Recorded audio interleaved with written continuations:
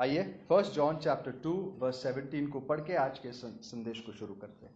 संसार और उसकी अभिलाषाएं दोनों मिटते जाते हैं, और जो परमेश्वर की इच्छा पर चलता है वह सर्वदा बना रहेगा। आमीन। ये दुनिया और इस दुनिया की हर बात एक दिन मिटने वाली है। इस बात को लिख के रखना, याद करना, कभी भूलना मत। आप जो कुछ भी इस दुनिया में देखते हो, अनुभव करते हो, एक दिन मिट जाएगा। लेकिन यह भी याद रखना, जो परमेश्वर की इच्छा पर चलता है या उसकी इच्छा को पूरा करता है, वो हमेशा बना रहेगा। Only that which you do for God will last. Everything else will be burnt up. हर चीज जलाई जाएगी सिवाय वो जो आप परमेश्वर के लिए करते हो। तो आइए इस वाक्य पर आज थोड़ा सा विचार करते हैं और अपने आप से, अपने जीवन पर थोड़ा सा मनन करते हैं। अक्सर साल के अंत में वो समय आता है जब कई लोग इस बात पर सोचते हैं कि यार इस साल में मैंने क्या किया, और अच्छी बात है। लेकिन उससे और अच्छी बात यह होती अगर हर एक व्यक्ति ये बात हर महीने करता या हर दिन करता कि आज का जो दिन मैंने बिताया, आज के जो बीते हुए पल मैंने बिताए, उसमें मैंने क्या किया। Only that which you do for God will last. जो आप परमेश्वर के लिए करते हो वही बना रहेगा, बाकी सब मिटाया जाएगा। तो आइए अपने जीवन में थोड़ा सा विचार करके मनन करते हैं कि आज तक, प्रभु में आने से आज तक मैंने परमेश्वर के लिए क्या किया है। मुश्किल से बहुत लोगों को यह बात याद रहती है कि प्रभु में आने के बाद परमेश्वर ने मेरे लिए क्या किया, यह भी हम भूल जाते हैं।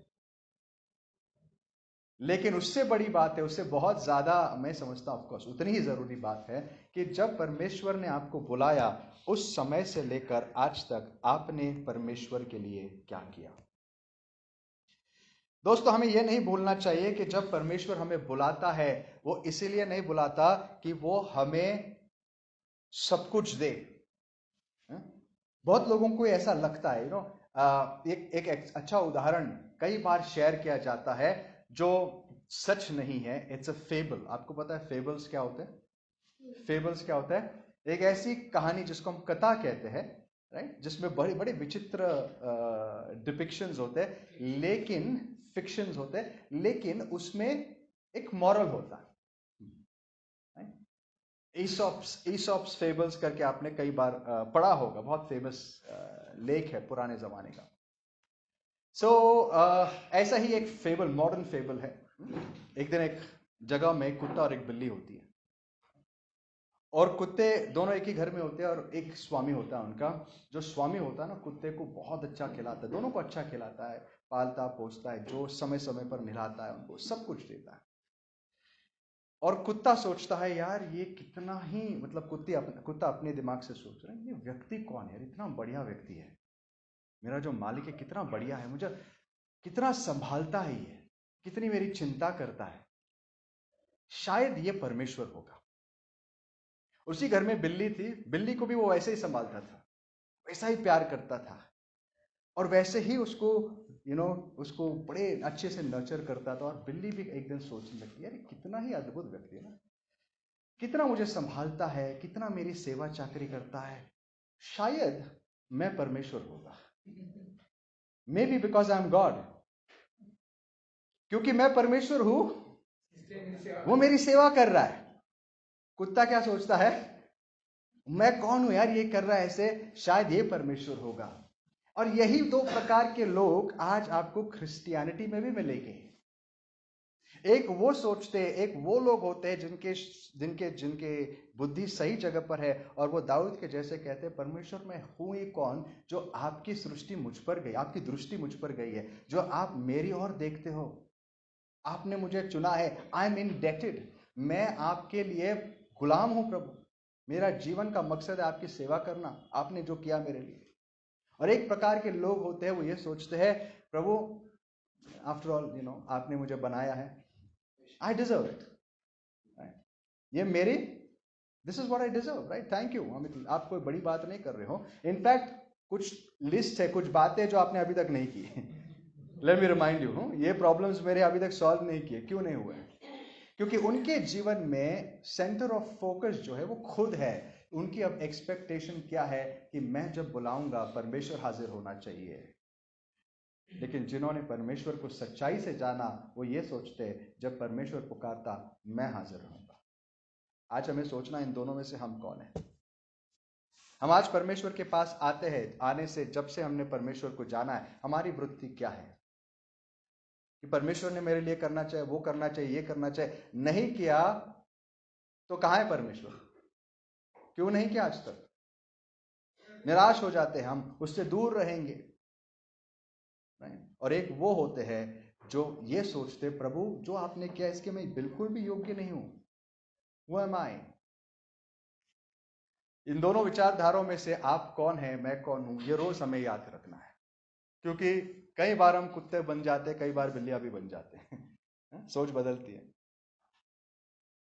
और उम्मीद करता हूं आपकी सोच नहीं बदली, आपकी सोच सही जगह पर है।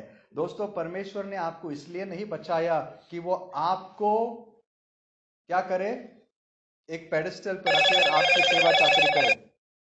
परमेश्वर ने आपको इसलिए नहीं बचाया कि वो आपको दुनिया की सारी आशीषें दे, ये उसका पर्पस नहीं है। आपको परमेश्वर ने इसलिए बुलाया ताकि आप और मैं उसकी सेवा करें। आइए हमें एफिसकरास के 2 अध्याय 10 वचन में हम पढ़ते हैं कि हमारे उद्धार का जो कारण है वो क्या है। Why are we called by God. एफिसकरास 2 अध्याय 10 वचन। क्योंकि हम सब उसके बनाए हुए हैं और मसीह यीशु में उन भले कामों के लिए सृजे गए हैं जिन्हें परमेश्वर ने पहले से हमारे करने के लिए तैयार किया। We are his workmanship. हम उसके हाथ की रचना है और मसीह में हमें सृजा गया है। किसके लिए? उन भले कामों के लिए जो उसने दुनिया बनाने से पहले हमारे लिए तैयार की है। दोस्तों, आपकी और मेरी सृष्टि हुई है परमेश्वर की सेवा करने के लिए, वो भले काम करने के लिए जिसके लिए उसने हमें बुलाया। बाकी सारी बातें सेकेंडरी हो जाती है। हमारे थॉट्स, हमारे विचार सही दिशा में अलाइन करने आज बहुत जरूरी है। हमें बुलाया किस लिए है? ताकि हम उसकी सेवा करें, उसके काम करें जो उसने हमारे लिए बनाए। Titus chapter 2 verse 14। तीतुस की किताब उसका 2 अध्याय 14 वचन क्या लिखा है? जिसने अपने आप को हमारे लिए दे दिया कि हमें हर प्रकार के अधर्म से छुड़ा ले और शुद्ध करके अपने लिए एक ऐसी जाति बना ले जो भले भले कामों में सरगर्म हो। उसने हमें छुड़ाया, उसने अपने आप को देकर हमें छुड़ाया। He redeemed us from every lawless deed। उसने हर प्रकार के बुरे कामों से हमें छुड़ाया, पाप से क्षमा किया, ताकि एक दिन हम स्वर्ग जा सके और आनंद कर सके और इस पृथ्वी पर भी और ज्यादा आनंद कर सके। क्या मेरा ट्रांसलेशन सही है? आप ध्यान दे रहे हो कि नहीं दे रहे हो? मैंने कुछ और ही पढ़ा था। मेरा ट्रांसलेशन क्या था?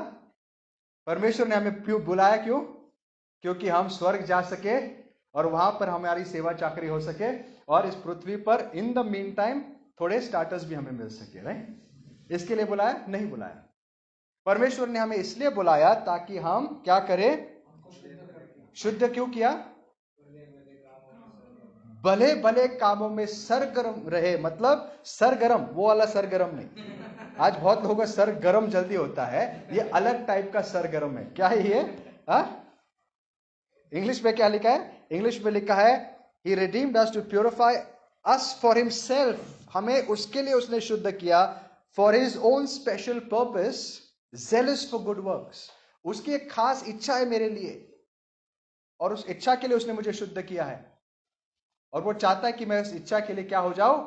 सरगर्म हो जाऊं, जेलस हो जाओ। आज हम में से कितने लोग परमेश्वर के इच्छा पूरा करने के लिए जेलस है? We want to do God's will. मैं आपको बताऊं, आज अगर हमारे जीवन में कोई आफत आ गई तो हम सरगर्म हो जाएंगे, प्रार्थना करेंगे, प्रभु तू कहां है, मेरे पास आ और मेरी प्रॉब्लम को सॉल्व कर, प्रभु मुझ पर दया कर। सरगर्म हो जाएंगे, फास्टिंग करेंगे। लेकिन हम में से कितने लोग जब सब कुछ ठीक होता है फास्टिंग करते हैं, प्रभु मुझे तेरी इच्छा करनी है, मुझे ऐसी रूखी सूखी जिंदगी नहीं जीनी है। What is my purpose in life? क्यों मुझे बुलाया तूने? मैं चाहता हूं कि मैं आपकी इच्छा करूं। आइए अपने आप से पूछते हैं, जब से परमेश्वर ने आपको और मुझे बुलाया, मैंने परमेश्वर के लिए क्या किया? What have I done for God? और अगर आपको लगता है चर्च आना परमेश्वर के लिए बहुत कोई बड़ा काम है, तो मैं आपको एक बैड न्यूज देना चाहता हूं, इट्स नो बिग डील। पर चर्च आना और अपनी प्रार्थनाएं करना, ये सब करना, वचन सुनना, ये हमारे जीवन में परमेश्वर पर कोई एहसान नहीं है। दीज आर मीन्स, ये परमेश्वर के जरिए है हमें तैयार करने के लिए। दोस्तों, आप में से कितने लोग ये मानते हैं कि आप आज वचनों में, होपफुली अगर आप जो वचन हम पढ़ाते हैं, यहाँ पर सिखाते हैं, वो वचन अगर आप समझते, आप लोग में से कितना कह सकते हैं आज हमारी समझ काफी साफ हो चुकी है? I know the word of God at least to a certain level. आप मेरे साथ कितने लोग यहाँ पर हैं? चलो, थोड़ा सा 50% काम कर रहे हैं, ओके। बाकी प्लीज एटलीस्ट यहां तक तो आइए कि हम क्या करें, वचन समझ सके। आप ये कह सकते हैं अंडरस्टैंड डॉक्ट्रिन्स, मैं समझ सकता हूं सच्चाई क्या, गुड, जरूरी है। लेकिन आज आपसे एक बहुत बड़ा सवाल मैं पूछना चाहता हूं। जो भी ज्ञान आपने आज तक हासिल किया, जो भी ज्ञान इकट्ठा किया, जो भी प्राप्त किया, उसके साथ आपने किया क्या? आज आप सही बपतिस्मा जानते हो, वेरी गुड। आप सही उद्धार का रास्ता जानते हो, वेरी गुड। उद्धार कैसे होता है उम्मीद करता हूं आप दूसरों को समझा सकते हो, वेरी गुड। आप doctrine of the Trinity explain कर पाओगे, होपफुली, वेरी गुड। आप ये बता पाओगे कि सैंक्टिफिकेशन कैसे होता है। आपको वचनों की कोई जानकारी पूछे, किंगडम ऑफ गॉड क्या है, मैं विश्वास करता हूं आप जानते हो किंगडम ऑफ गॉड क्या है। अगर आपको पूछा जाए कि आज यरूशलेम कहाँ है और इज़राइल कौन है, मैं उम्मीद करता हूं आप ये बता सकते हो, दूसरे आगमन के विषय बता सकते हो, बहुत अच्छी बातें हैं और उम्मीद करता हूं ये जानते हो। अगर जानते हो तो बहुत अच्छी बात है। लेकिन उससे भी बड़ा सवाल क्या है, इसके साथ और इसके बाद आपने किया क्या? गाड़ी में पेट्रोल भर भर के रखा है, टैंक फुल है, और गाड़ी 1 साल से कहीं नहीं गई है, क्या करोगे उसके साथ? मुझे बताइए उसके बाद होता क्या? अगर टैंक फुल होगा और गाड़ी नहीं चलेगी, दो ही चीजें बचते, 2 ऑप्शन बचते, क्या होगा? चलो इंजीनियर लोग बताओ मेरे को भाई, जो है यहाँ पर, या गाड़ियों के जो जानकारी रखते, बताए क्या होगा? बैटरी डाउन, जैम, सब होगा, गाड़ी तो चलेगी नहीं। जो पेट्रोल है अगर कहीं से लीकेज वेकेज है तो इवेपोरेट हो जाएगा, नहीं तो दूसरा खतरा क्या है, रह रहकर हीट अगर कहीं से लग गई तो वहीं पे वही पेट्रोल वही गाड़ी को जला देगी। भर के रख दो गर्मी में, हर प्रकार के वेदर में, और वहां कुछ हो गया, किसी ने बाई चांस वहां पर क्या बोलते तिनकी जला दी, कुछ हो गया, वही पेट्रोल गाड़ी को जला देगी। और यही बहुत लोगों के साथ होने वाला है न्याय के दिन। न्याय के दिन आपको एक पिक्चर बता दो, बहुत सारे लोग ऐसे होंगे जिनके शरीर ऐसे पतले होंगे और सर ऐसा बड़ा होगा। सर कैसा होगा? ऐसा बड़ा सा होगा। आपने वो कार्टून्स में देखा होगा ना, फिडो डिडो टाइप, वो पुराने समय में आते थे, बड़े सर और पतला शरीर। बड़ा सर क्यों? बहुत ज्ञान पा लिया, दुनिया भर का ज्ञान पा लिया, लेकिन एक्टिविटी कुछ नहीं थी तो शरीर बिल्कुल कमजोर। वो वैसे हो ना जो डाइट के बारे में सब कुछ जानता है, आपको बता सकता है इसमें कितने कैलोरी, उसमें कितने कैलोरी, ये सब के, लेकिन उसका शरीर देख के आपको लगता है आपका डाइट किधर है। सो ये हमारे साथ भी होता है आत्मिक जीवन में। पता सब कुछ होता है, बहुत कुछ होता है, सवाल ये होता है उसके साथ हम करते क्या है। दोस्तों, वचन सुनना बहुत जरूरी है, बहुत ही बड़ी और अच्छी बात है। लेकिन आपको पता है वचन सुनना भी आपके जीवन को तबाह कर सकता है। नहीं यकीन तो आइए मेरे साथ पढ़िए। जाते जरमाया 42 में। जरमाया 42 समझना है तो 41 से आप घर जाके उसका बैकग्राउंड पता है, पढ़िए। मैं नहीं जानता मैं कितनी बार ये बोल चुका हूं और कितनी बार लोग जाके करते भी है, लेकिन मैं बोलता रहूंगा। क्या बोलता रहूंगा? घर जाके पढ़ते रहो। आप कहते हो amen, okay brother, no problem, okay. So Jeremiah 42 में आप देखिए एक कहानी है यहाँ पर, ओके। और there is a very very important verse, आइए।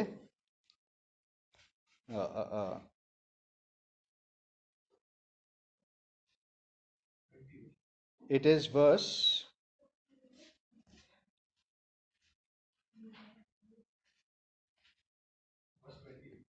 just before that, 1 second.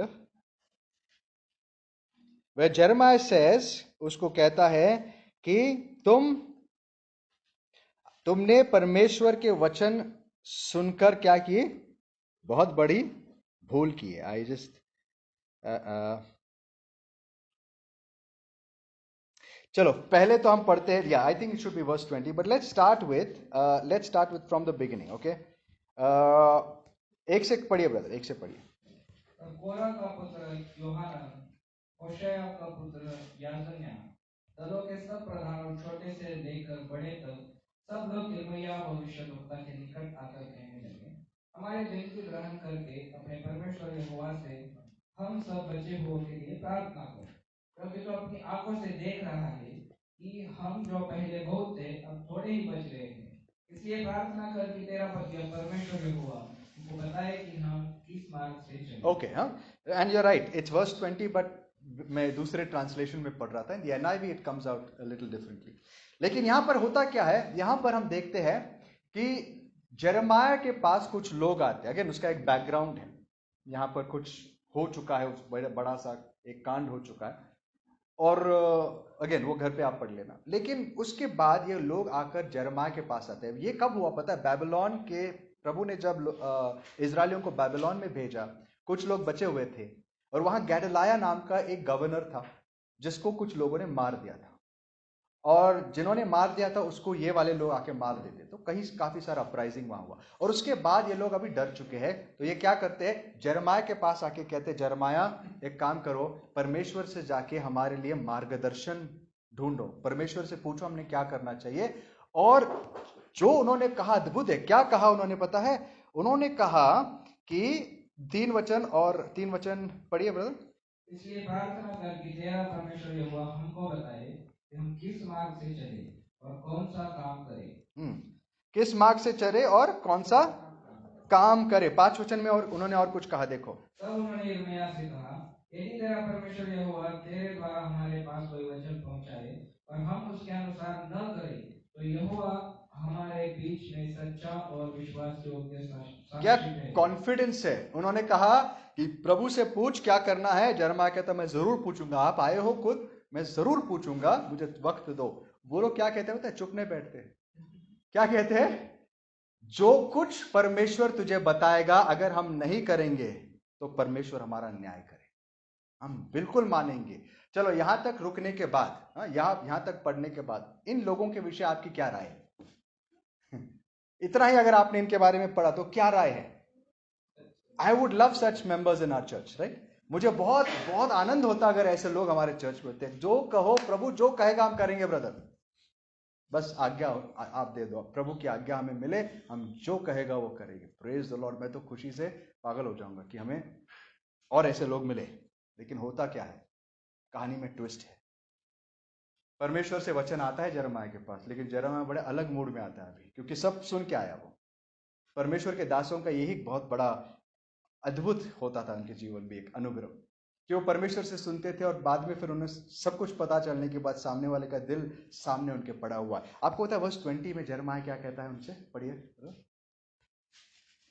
क्योंकि जब तुमने मुझको यह कहकर अपने परमेश्वर यहोवा के पास भेज दिया कि हमारे निमित्त हमारे परमेश्वर यहोवा से प्रार्थना कर, और जो कुछ हमारा परमेश्वर यहोवा कहे उसी के अनुसार हमको बता, और हम वैसा ही करेंगे, तब तुम जानबूझ के अपने ही को धोखा देते थे। ओके, एक ट्रांसलेशन में लिखा है you made a fatal mistake.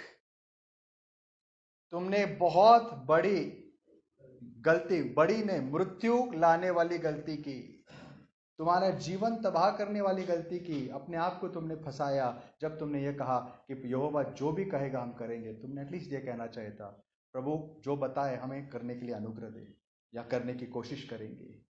तुमने बहुत बड़ी गलती की। क्यों पता है दोस्तों गलती कहां हुई? क्योंकि शुरुआत से इनके मन में परमेश्वर की इच्छा करने की कोई इच्छा नहीं थी। उनको बस एक चीज चाहिए थी। उनके मन में एक प्लान ऑलरेडी था।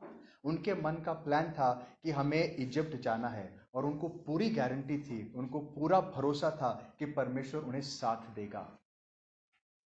उनको एक रबर स्टैंप चाहिए था परमेश्वर से कि हम जहां जाएंगे वहां परमेश्वर हाथ, उसके लिए वो तैयार थे। लेकिन परमेश्वर ने कहा उल्टा, वहां मत जाओ, इजिप्ट में मत जाओ, इजिप्ट में जाओगे तो मारे जाओगे। ये सुनकर वो भड़क गए और इतना गुस्सा हो गए कि यिर्मयाह को ही बंदी बनाया, बोलता तू चल अभी हमारे साथ इजिप्ट में। और जेरेमाया को चेन में डाल के लेके जा रहे, उसको जबरदस्ती लेके जा रहे, मतलब कैप्टिव बना के। और वो खुद कह रहा भाई मत जाओ, हम सब मारे जाएंगे, तुम सब मारे जाओगे, नहीं तुम चलो मेरे साथ। और तब जेरेमाया कहता है परमेश्वर के वचनों को सुनकर तुमने बहुत बड़ी गलती की, बेहतर होगा था कि कुछ पता ही नहीं होता, एटलीस्ट तब इजिप्ट में जाते तो सजा थोड़ी कम होती। अब मैं ये इसलिए नहीं कह रहा कि हम डिस्करेज हो जाए परमेश्वर के वचनों को सुनने से, बट हमारे जीवन में, हमारे मन में ये बात बिल्कुल साफ होनी चाहिए कि जितना हमें पता है ना, जितना परमेश्वर हमें देता है, उतना करने की पूरी तैयारी हमारी जरूर होनी चाहिए। Let's get into action. पतरस कहता है prepare your minds for action. किसके लिए तैयार हो जाओ? एक्शन के लिए, सिर्फ सुनने के लिए। याकूब क्या कहता है? वचन के सुनने वाले मत बनो, लेकिन करने वाले बनो। क्योंकि जो सुनता है और उसको नहीं करता वो किसके जैसा है? जो अपने आप को आईने में देखता है, तारीफ करता है, निंदा करता है, जो भी करता है, और वहां से चला जाता है और भूल जाता है कि वो कैसे दिख रहा था, उसका क्या फायदा।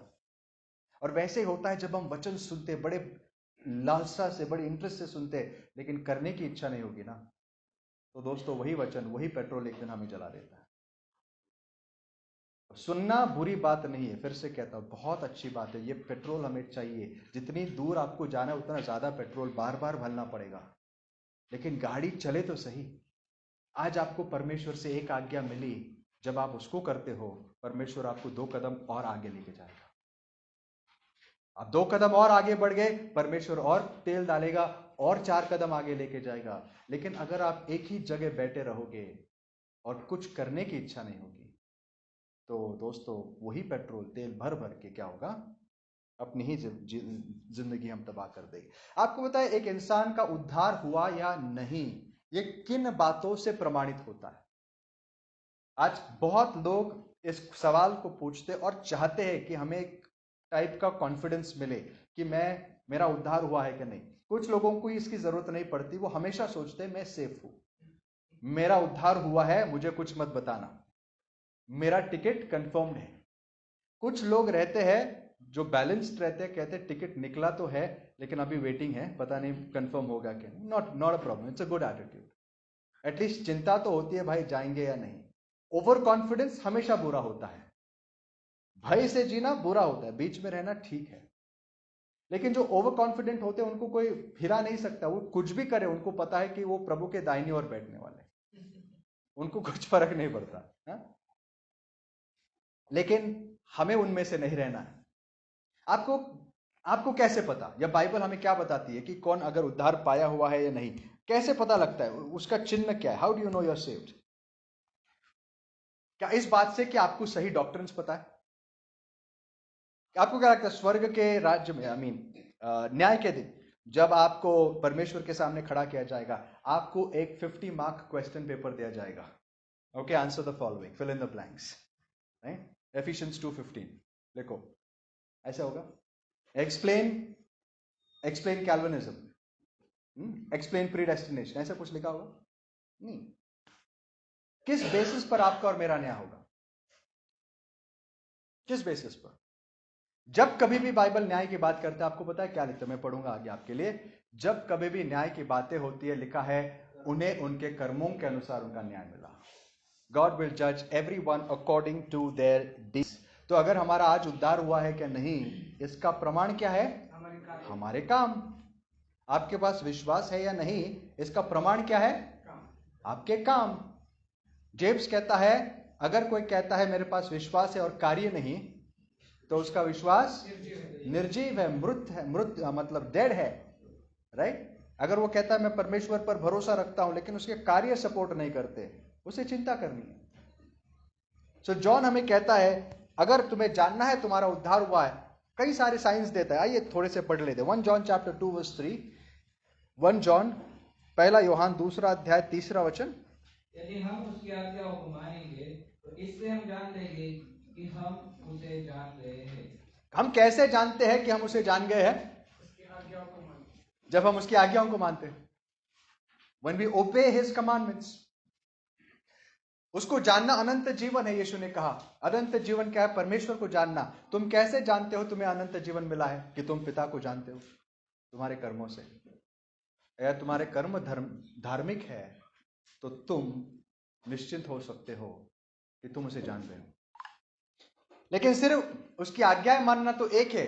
Okay, first level of works जो होते हैं वो आज्ञाओं को मानना होता है, लेकिन आज्ञाओं को मानने के पार भी कुछ बातें होती है। दोस्तों, प्रभु ये नहीं चाहता कि हम उसकी आज्ञाएं माने और यहां बैठे, क्योंकि इन्हीं आज्ञाओं में कुछ आज्ञाएं ऐसी भी है, दुनिया की छोर में जाओ और क्या करो? सुसमाचार सुनाओ, दूसरों को मेरे बारे में बताओ, चेले बनाओ, और मैंने जो तुम्हें सिखाया उनको सिखाओ। जब तक हम वो नहीं करते, हम नहीं कह सकते हम सारी आज्ञा मान रहे। उन्हीं आज्ञाओं में और बहुत सारी आज्ञा है जो क्या हम मानते हैं? यीशु मसीह के मुंह से निकली हुई यह बातें क्या हमारे लिए सीरियस है? उसी 1 जॉन 2:10 में, उसी चैप्टर में 2:10 में क्या लिखा है? जो कोई अपने भाई से प्रेम रखता है वह ज्योति में रहता है और ठोकर नहीं खा सकता। आगे आगे पढ़ते रहिए 11। जो कोई अपने भाई से बैर रखता है वो अंधकार में है और अंधकार में चलता है और नहीं जानता कि कहाँ जाता है, क्योंकि अंधकार ने उसकी आंखें अंधी कर दी। जो कोई अपने भाई से प्रेम करता है वो जानता है कि वो मृत्यु से जीवन में पार हो चुका है, लेकिन जो अपने भाई से प्रेम नहीं करता वो क्या है? अंधकार में। तीसरे अध्याय में लिखा है जो पाप में बना रहता है उसने उसको जाना भी नहीं। तो ये सारी चीजें दोस्तों क्या है? What are these? ये क्या है? ये सारे हमारे काम है, राइट? These are works. और ये वर्क्स हमारे प्रमाण है कि हमारा जीवन बदल चुका है, हमें उद्धार पाए हुए लोग हैं। एक इंसान जिसका उद्धार हुआ है दोस्तों, वो कभी भी ऐसा नहीं हो सकता जिसका जीवन परमेश्वर को सौंपा गया लेकिन उसके जीवन में कोई फल नहीं। इसीलिए हमें बहुत सोचना है। जब हम परमेश्वर से प्रेम करने लगते हैं, फल अपने आप दिखने लगते हैं। हमारे जीवन में धार्मिकता बढ़ती है, हमारे जीवन में दूसरों के प्रति प्रेम बढ़ता है, और सबसे इंपॉर्टेंट, परमेश्वर के राज्य के प्रति एक भूख, एक प्यास और एक कार्य दिखाई देता है। We begin to work for the kingdom of God. परमेश्वर ने क्या कहा? सबसे पहले उसके राज्य की खोज में रहो और धार्मिकता की खोज में रहो, और बाकी तुम्हारे जीवन में जो कुछ चाहिए मैं दूंगा। Seek ye first the kingdom of God and all his righteousness, and all these things will be added to you. हम अपने जीवन को पहला खोजते हैं, परमेश्वर का राज्य देखेंगे, बाकी लोग काम करेंगे। देखेंगे कोई ना कोई बताएगा गॉस्पेल, कोई और सुनाएगा, ये तो पास्टरों का काम होता है, किसी और का काम होता है। सो दोस्तों, यहां पर हमारी सोच बहुत जरूरी है कि हमें सोच हमारी सही रखनी है कि अगर हम मसीह के पास आए हैं तो इसलिए नहीं कि वो हमें आशीषें दे, और बस इसलिए हम इसलिए आते हैं कि हम उसकी सेवा कर सके। उसके सेवा करने के लिए पहले उसकी आज्ञाओं को माने, हर कदम पर उसकी आज्ञा माने, और जैसे हम उसकी आज्ञाएं मानते हैं एक पर्सनल लेवल ऑफ सैंक्टिफिकेशन आने लगता है हमारे जीवन, पवित्रता आने लगती है, और उस पवित्रता के बाद और सेवकाई निकलने लगती है। दोस्तों, आपको अगर आर्मी ज्वाइन करनी है, किसी को भी आर्मी ज्वाइन करनी है, उसको पहले अपने आप पे काम करना पड़ता है, अपने फिजिकल फिटनेस को बनाना पड़ता है, फिर उसके हाथ में बंदूक दी जाती है और देश की रक्षा की जिम्मेदारी उसके ऊपर लगाई जाती है। हम भी एक आर्मी ज्वाइन कर रहे हैं या कर चुके हैं, अगर आपको पता नहीं। We have joined an army, और इसमें परमेश्वर चाहता है कि हम फिट रहे, हम खुद पवित्र रहे, और हमारे द्वारा दूसरों की सुरक्षा हो, दूसरों की उन्नति हो। और इसीलिए अपने आप से सवाल पूछना है कि जब से हम मसीह में आए हैं आज तक मैंने मेरे प्रभु के लिए क्या किया है। मैंने आपको कहा था ना कि हमारे न्याय कैसे होंगे। 2 कोरिन्थियंस 5:10 पढ़िए, 2 कोरिन्थियों 5 और 10।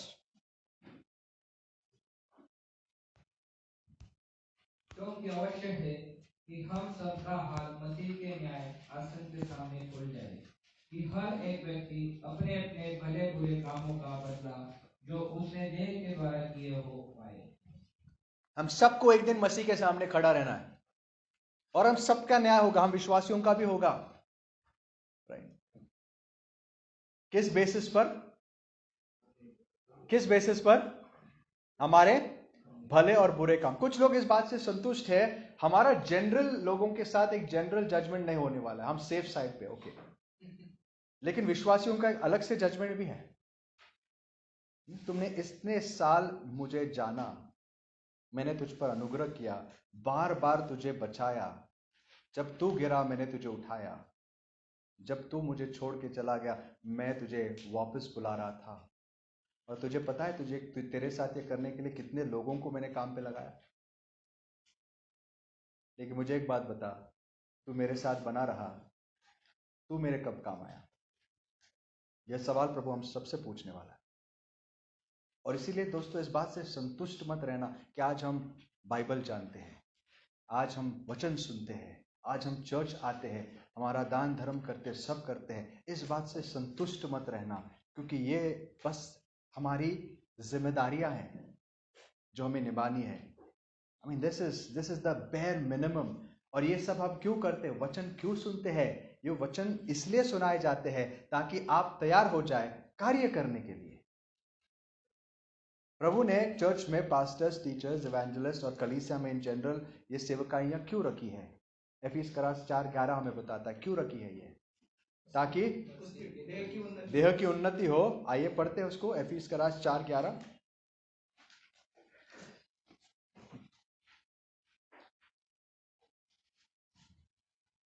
और उसने कितनों को भविष्यद्वक्ता नियुक्त करके, कितनों को सुसमाचार सुनाने वाले नियुक्त करके, कितनों को रखवाले और उपदेशक नियुक्त करके दिया है, जिससे पवित्र लोग सिद्ध हो जाए और सेवा का काम किया जाए। हाँ, मसीह के लिए ये सेवकाइयां, ये मिनिस्ट्रीज क्यों है? पास्टर्स क्यों है? टीचर्स क्यों है?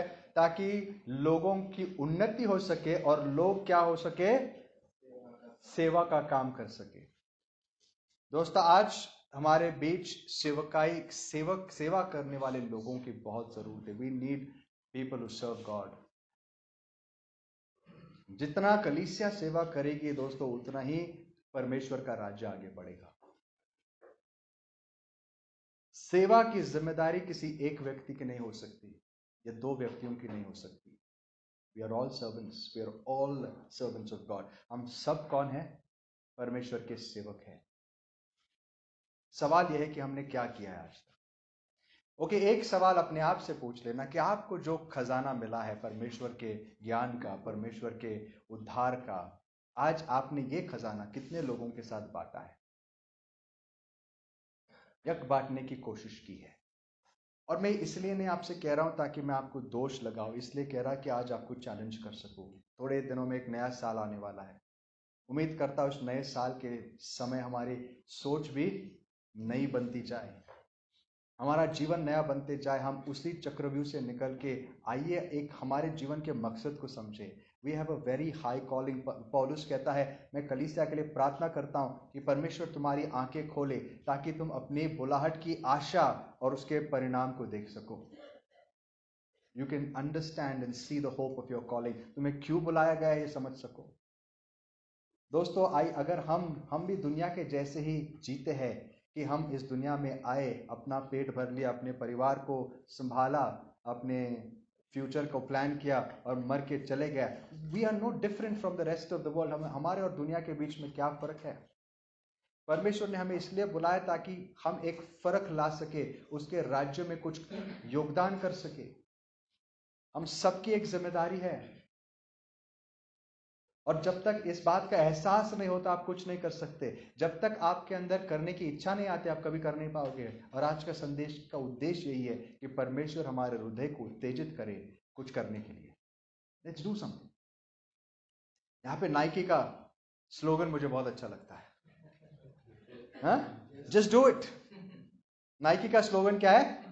Just do it. जो आप सुनते हो जस्ट डू इट, कोशिश करो। हमने प्रार्थना पे कितने सारे संदेश सुने आज तक, मुझे बताइए। सुने कि नहीं सुने? नहीं सुने तो और भी बड़ी चिंता की, भाई सुनो पहले प्लीज, सुनो। और सुने हैं तो क्या क्या है? कितने लोगों ने कोशिश की सुनने के बाद, प्रभु आज मैंने सुना, दिस इज इंपॉर्टेंट, तो आज मैं एक निर्णय लेता हूं, लेट्स ट्राई, आज से शुरू करूंगा। ये कोशिशें प्रभु देखता है। और यहां इस संदेश का अगला हिस्सा के ऊपर मैं बात करूंगा, that leads me to the next point, start with small steps. छोटी कोशिशें करो। प्रभु अपेक्षा नहीं करता, ना ही मैं आपसे उम्मीद करता हूं कि यह संदेश सुनने के बाद आज आप चौराहे पे खड़े होंगे बाहर, हाँ, बॉक्स लेके सुनो सब जन, मैं यीशु के नाम से प्रचार करता हूँ। मैं ये आपसे एक्सपेक्ट नहीं करता हूँ और ना ही मुझसे होगा, बट एक छोटी कोशिश जरूर कर सकते। Let's start with something small. आइए, आपको पता है सेवकाई कई प्रकार की होती है और सारी प्रकार की सेवकाई इंपॉर्टेंट होती है। एक प्रकार की सेवकाई ऐसी भी होती है, एक बूढ़ी औरत थी, उससे कुछ नहीं होता था। हाँ, सोचिए आप, एक बूढ़ी वृद्ध स्त्री 80 साल के ऊपर थी, वो लगभग 100 के आसपास होगी। उसका नाम क्या था? न्यू हन्ना, न्यू टेस्टमेंट के स्टार्टिंग। उसके पास कुछ नहीं था, विधवा थी। क्या करती थी? दिन रात उपवास और प्रार्थना करती थी। किसके लिए? इजराइल के उद्धार के लिए। इजराइल का राजा आए, प्रभु तेरा जो प्रॉमिस्ड मसीहा आने दे। इजराइल के लिए प्रार्थना करती थी। और सबसे पहले लोगों में से जिनको प्रभु ने, परमेश्वर ने मसीहा की पहचान दी, कौन थी? सबसे पहले जो उसको प्रकट करने वाले लोगों में से कौन थी? हन्ना थी। परमेश्वर ने कहा, तेरी ये कोशिश मैं देखता हूं, जब मसीह आएगा तुझे पहले बताऊंगा। Praise the Lord. What an amazing story. ये इस औरत की जो कहानी आज हमारे बाइबल में है, एक कारण के लिए, ये दिखाने के लिए कि कोई भी सेवकाई छोटी नहीं होती। आपको पता है दोस्तों, कितने बड़े बड़े काम इसलिए हुए क्योंकि कोई ना कोई उनके लिए पहले प्रार्थना कर रहा था। क्या हम कहीं यहां से शुरू कर सकते हैं? आज हमारे बीच कहीं वचन जा रहा है, कहीं ना कहीं कोशिश हो रही है नए जगहों में। हम में से कितने लोग इसके लिए आज बोझ रख के प्रार्थना करते हैं, प्रभु जहां भी आपका वचन जाए वहां पर हम फल देखें और वहां मेरा कुछ योगदान हो सके। तो प्रभु मैं चाहता हूं मेरे जीवन से किसी को प्रोत्साहन मिल सके, मैं किसी से बातें करूं, 4 बातें करके मुझे ये सुनने मिले प्रभु कि आपके जीवन को देखकर मैं प्रेरित हो गया, मैं परमेश्वर के पास आना चाहता हूं। दोस्तों, इससे बड़ी गवाही, इससे बड़ा आनंद आपको और किसी भी चीज में नहीं मिल सकता कि जब आपको ये गवाही सुनाई देगी, यहां नहीं तो वहां, कि आपके खातिर किसी और का उद्धार हो गया। Let's start with small steps. आइए, घर में हम सोचते, प्रार्थना करते हैं, प्रभु हमारे कलीसिया सिर्फ बढ़ाने के लिए नहीं। कलीसिया बढ़ाना मतलब ये प्रार्थना का उद्देश्य गलत उद्देश्य होता है। हमें कलीसिया बढ़ानी नहीं, बढ़ाना एक बाय प्रोडक्ट होना चाहिए। समझ गए आप? एक बाय प्रोडक्ट होना, प्रभु आप लोगों को उद्धार दिला, मेरे द्वारा कोई ना कोई प्रभु आज आपके वचनों को पाए, मेरे जीवन के द्वारा कोई ना कोई आशीषित हो जाए। Start with small step. Yehoshua Israel का इतना महान लीडर, उसकी शुरुआत कहां से हुई पता है? How did he start? मूसा का दास बन के, मूसा के हाथ और पैर धोकर उसने शुरुआत की। सामुएल, जिसकी मां ने उसको बचपन से ही प्रभु को समर्पित किया था, उसकी शुरुआत कैसी हुई पता है? जब वो बचपन से ही वहां पर उसको छोड़ा गया। वो क्या करता था वहां पर? वो थियोलॉजिकल सेमिनरी में नहीं गया वो, हाँ, वहां पर उसको स्कूल में डालकर ओल्ड टेस्टमेंट का पूरा ज्ञान नहीं दिया गया। क्या दिया गया उसको? भाई बेटा इधर जरा झाड़ू लगा, उधर झाड़ू लगा, उधर ये कर, उधर कर। वो बच्चा 5-6 साल का होगा, बचपन से चर्च में झाड़ू मारता था और एक दिन झाड़ू मारते मारते इजराइल का सबसे बड़ा नबी बन गया। छोटी कोशिशें करो। आज हम कलीसिया में आते थे, हम में से कितने लोग ये सोच के आते मैं कुछ करूं इसके लिए, मैं कुछ योगदान करूं। हम में से और लोग आए, परमेश्वर की उपासना करने में हम मदद करें, परमेश्वर की प्रार्थना दुआएं हम करें, कलीसिया को बेहतर कैसे बनाएं। प्रभु तेरे राज्य के लिए मैं कुछ ना कुछ करना चाहता हूं, चाहे वो 4 चीजें साफ क्यों ना करनी पड़े। Start small. परमेश्वर हर छोटी बात को देखता है और उसका प्रतिफल देता है। उसकी किताब में कोई भी चीज मिसिंग नहीं जाती, कोई भी हिसाब मिस नहीं होता। पॉल कहता है तुम्हारी हर कोशिश को याद रखता है। एलिशा की शुरुआत कैसी हुई? एलिशा की शुरुआत एलिया के हाथ पैर धोने से शुरू हो गई। सब हाथ पैर धोते थे, कभी वो उन्होंने नहीं सोचा हम बहुत बड़े प्रीचर्स बनेंगे, नहीं, सब हाथ पैर धोने के लिए आए और बन गए बड़े बड़े दास परमेश्वर। और वो परमेश्वर आज भी वैसा ही, वो बदलता नहीं। अगर आप छोटी कोशिशें करोगे, कुछ ना कुछ ट्राई करो, आपके जीवन से किसी का भला हो, आप उसके लिए पहले अपने आप को समर्पित करो। एक जीवन जीने के लिए, ऐसा जीवन, पवित्र जीवन जिसको देखकर परमेश्वर की महिमा हो सके। इसके लिए रोम क्लास में हमने कल क्या पढ़ा? हमने क्या पढ़ा कि अपने शरीर को जीवते बलिदान करके चढ़ाओ, ताकि बलिदान को परमेश्वर इस्तेमाल कर सके, उसके ऊपर अपनी अग्नि को भेज सके। किसी ना किसी को करना पड़ेगा ना बलिदान। दोस्तों, आशीष कहां आती है? जहां बलिदान होते हैं। याद रखना, अगर कोई बलिदान देने के लिए तैयार नहीं, अगर सब कहते हैं मेरा बैल नहीं जाएगा भाई, एलिया के टाइम पे नहीं, कि एलिया के टाइम पे परमेश्वर ने कहा बैल तैयार कर, और एलिया सबके घर जा रहा, भाई बैल चाहिए, मेरा बैल नहीं मिलेगा तुम्हें, मेरा है बस। उसके पास बैल मिलेगा, नहीं मेरा बैल नहीं, कोई बैल देने को तैयार नहीं। क्या होगा? अग्नि नहीं आती थी। लेकिन एलिया ने बैल को मांगा, पता नहीं कहां से लिया उसने, किसका बैल लिया, उसके पास बैल कुछ नहीं थे, किसी से तो मांगा होगा ना, कि बलिदान करने के लिए चाहिए। जिसने दिया उसके जीवन को परमेश्वर ने पलट दिया। जिसने अपना घर खोला उसके घर को परमेश्वर ने मालामाल कर दिया। मालामाल वो वाला मालामाल लगे सबके आंखें बड़े होने लगे, ऐसे नहीं, वो मालामाल नहीं होते, परमेश्वर ने अलग तरीके से मालामाल कर दिया। पतरस को छप्पर फाड़ के आशीष दी परमेश्वर, पता है आपको? लिटरली छप्पर फाड़ के। जिस आदमी को उतारा गया है ना, छप्पर फाड़ के उसके घर में उतारा गया, उसको छप्पर फाड़ के। आज तक उस घर का नाम हर जबान पर लिया जाता है। एक ऐसा घर था जिसका छप्पर फट गया और जिसमें रहने वाले व्यक्ति दुनिया के सबसे अद्भुत और बड़े व्यक्तियों में, महान व्यक्तियों में उसका नाम गिना जाता है, क्योंकि उसने एक दिन अपना घर परमेश्वर के लिए खोला। उसी व्यक्ति ने एक दिन वोट दी परमेश्वर को, मेरी वोट आपके लिए। मुझे सबसे ज्यादा आनंद होता है जब मेरी कार परमेश्वर की सेवकाई के लिए इस्तेमाल होती है। मुझे सबसे ज्यादा आनंद होता है जब मेरा घर परमेश्वर की सेवकाई के लिए इस्तेमाल होता है। मुझे सबसे ज्यादा आनंद होता है जब ये शरीर परमेश्वर की सेवकाई के लिए इस्तेमाल होता है। चाहे आप मुझे रात के 2 बजे, 2:30 बजे, 3 बजे बुलाओ सेवा करने के लिए, बाकी मनोरंजन के लिए नहीं, मैं हमेशा आनंदित रहूंगा, क्योंकि मैं अपना जीवन एक जीवित बलिदान करके चढ़ाना चाहता हूं। परमेश्वर जब चाहे तो इस्तेमाल कर। छोटी कोशिशें हैं, ज्यादा नहीं दे सकता, मेरा समय दे सकता हूं, मेरा घर दे सकता हूं, जो कुछ हो सकता है दे सकता हूं, लेकिन इस्तेमाल कर ले। कितने लोग तैयार हैं आज ये निर्णय लेने के लिए कि खुदावन आज मेरा शरीर, ये सब आपके लिए, मैं कोशिश करूंगा प्रभु आपकी अग्नि उतरने देना। कभी इस बात के इंतजार में मत रुकना कि एक दिन आसमान से वाणी आएगी आपको और बोलेगी बेटा, किसका नाम है अपना ही नाम ले लो, बेटा तुझे मैंने बुलाया है, आजा सेवकाई में। ऐसा नहीं होता है। बहुत जो जिनके साथ भी हो ना, उनका बैकग्राउंड था, कुछ तो था उनके जीवन में, क्योंकि उन्होंने इसलिए वाणी सुनी। आपको पता है एक सीक्रेट है, परमेश्वर क्या करता है, परमेश्वर पहले देखता है आप कितनी कोशिश करो। एक दिन मैं गिफ्ट्स के बारे में बात कर रहा था, वरदान, जिनको काम करने की इच्छा हो, जिसको साफ करना है यहाँ पर, अरे प्रभु ये तो बहुत गंदा है, क्या करूं, उसके हाथ में झाड़ू आ जाएगा। आप आया समझ में बात? जिसको बोझ है लोगों के लिए, उसको अपने आप जो वरदान प्रभु जानता है दे देगा। मतलब वो जानता है क्या देना है। आपको बोझ है किसी के लिए कि उसका उद्धार हो, आपको इवेंजलिज्म का गिफ्ट मिल जाएगा। लेकिन बोझ ही नहीं है, प्रभु सब देके बैठेगा तो क्या होगा?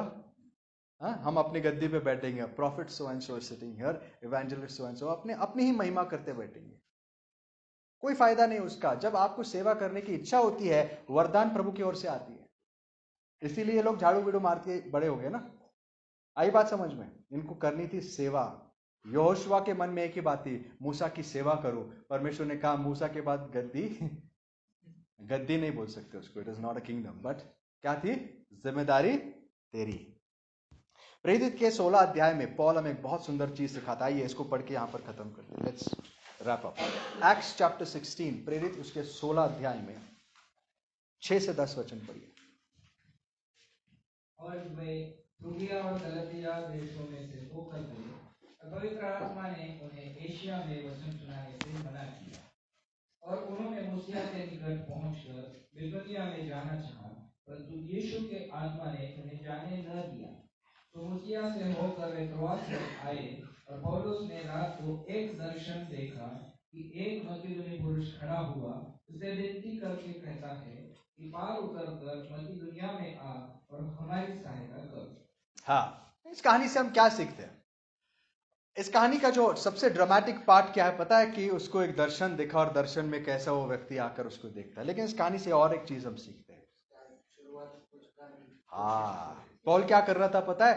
पॉल को एक मकसद था, पॉल को प्रभु ने काम दिया था, ये गॉस्पेल हर कोने में जाना चाहिए। तो पॉल अपना काम कर रहा था, करते करते वो कहा जाता है फ्रूगिया में जाता है। फ्रूगिया में गया तो पवित्र आत्मा ने उसको वहां जाने से रोका। कैसे रोका पता नहीं, शायद उसको रुकावटें आई, पता नहीं क्या हुआ, रुकावटें आई, लेकिन प्रभु रोक रहा था उसे। और वो कहता है यार यहाँ काम नहीं बन रहा है, तो उसने ऐसा नहीं कहा प्रभु जब तू बताएगा तब मैं यहां से जाऊंगा, मैं जरा बैठा रहूंगा, जिस दिन तू मुझे दर्शन देगा मैं जाऊंगा। उसने क्या किया पता है? फ्रुगिया में काम नहीं बना तो कहां से वहां कहां गया? मूसिया में घुसना शुरू कर दिया उसने, वहां जाने की कोशिश की। बेथनिया, जहां कहां गया?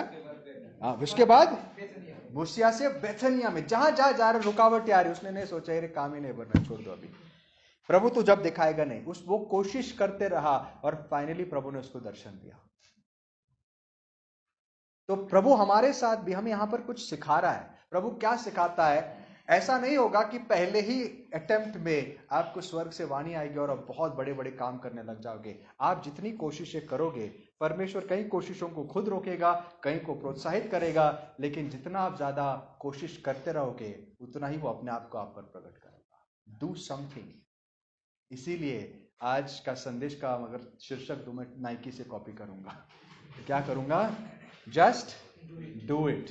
आइडियली एक्चुअली नाइकी ने ये स्लोगन जो है मैरी से कॉपी किया था। आपको पता है, मैरी पहली व्यक्ति थी जिसने ये कहा। वो जो भी कहता है जस्ट डू इट। कभी कहा था मैरी ने ये? हाँ, जब शादी में यीशु मसीह को जाके बोलती है प्रभु, और प्रभु उसको डांटते, कहते मेरा समझ नहीं आया। वो अपने शिष्यों को या उन नौकरों को बहुत अच्छा एडवाइस देती है, क्या? वो जो भी कहे करो, जस्ट डू इट। आज प्रभु आपसे भी ये कहता है, क्या? Just do it. जो कहा गया, जितना कहा गया करने की कोशिश करो, तो वो देखो आपको क्या देगा। ये एक डिसीजन होता है दोस्तों, एक ऐसा डिसीजन जो हर प्रभु के दास ने लिया। और एक फेमस स्टेटमेंट है by a famous man of God, जिसका नाम मैंने आज ही लिया, यहोशुआ। क्या कहा उसने? इजराइल को संदेश दिया और अंत में क्या कहा उसने? देखो मैंने तुम्हारे सामने दो रास्ते रखे, जीवन और मृत्यु, तुम्हें जो चुनना है चुनो, लेकिन as for me and my family, as for me and my family, मैं और मेरा घराना प्रभु की सेवकाई करेंगे। सेवकाई, प्रभु में रहेंगे या प्रभु की आशीषें पाएंगे? नहीं, क्या करेंगे? प्रभु की सेवकाई। ये हर पिता की जिम्मेदारी और डिसीजन होना चाहिए। Me and my family will serve the Lord. हाँ, उस बाद में फैमिली की अलग इच्छा होती है, यू कांट हेल्प इट। और उम्मीद करता हूं हमारे फैमिली में हर एक व्यक्ति ये कह सके, as for me and my family we will serve the Lord. कितने लोगों की इच्छा है कि मैं और मेरा घराना परमेश्वर की सेवा करें? आपको पता है बहुत लोग इस वचन को आधा ही पढ़ते हैं, me and my family we are happy, me and my family, हम दो हमारे दो, हम दो हमारे तीन, हम दो हमारे जो भी है, खुश रहेंगे। जोशुआ ने ये नहीं कहा, जोशुआ ने क्या कहा? हम दो और हम सब जितने भी थे उसके, हम और हमारे परमेश्वर की सेवकाई करेंगे। We will serve God, all of us. आइए आज जोशुआ के इन वचनों को हम भी दोहराते हैं, मैं और मेरा घराना परमेश्वर की सेवकाई करेंगे। प्रभु आपको अनुग्रह दे।